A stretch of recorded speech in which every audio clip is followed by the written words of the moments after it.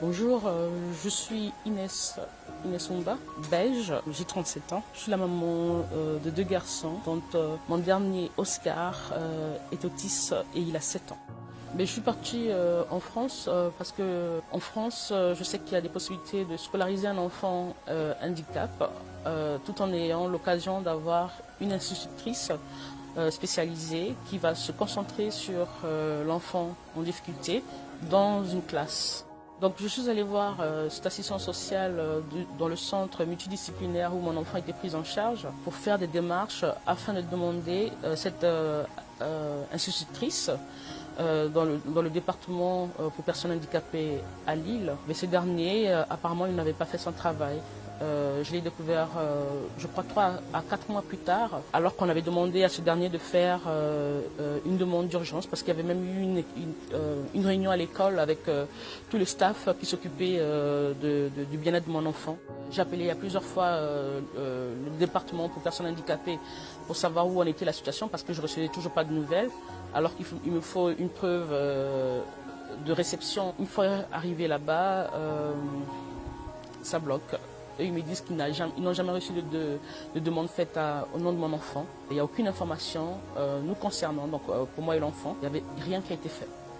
Mais l'assistante sociale refuse de me rencontrer et il a préféré m'appeler au téléphone avec des menaces. Parce que je l'ai fait comprendre que j'allais partir voir son responsable. C'est là où il a retourné la chose contre moi, en allant signaler des situations préoccupantes. Donc que je maltraite mon enfant, que je n'apporte pas des soins et que je suis instable. Je reçois quelques mois plus tard une lettre d'un juge me disant, donc une ordonnance, me disant qu'ils vont placer mon enfant, alors qu'aucune enquête n'a été menée.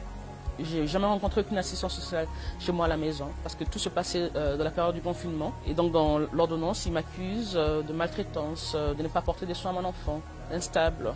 Il serait allé prendre l'enfant depuis déjà le jour où il y a eu la sortie de cette ordonnance, mais ils ne l'ont pas fait dans l'immédiat parce qu'il y a eu quand même un intervalle de 1 mois entre l'ordonnance et le kidnapping de mon enfant, tout simplement parce qu'ils n'avaient pas de place pour placer mon enfant. Au jour d'aujourd'hui, mon enfant est dans un centre qui n'est pas du tout adapté à sa situation.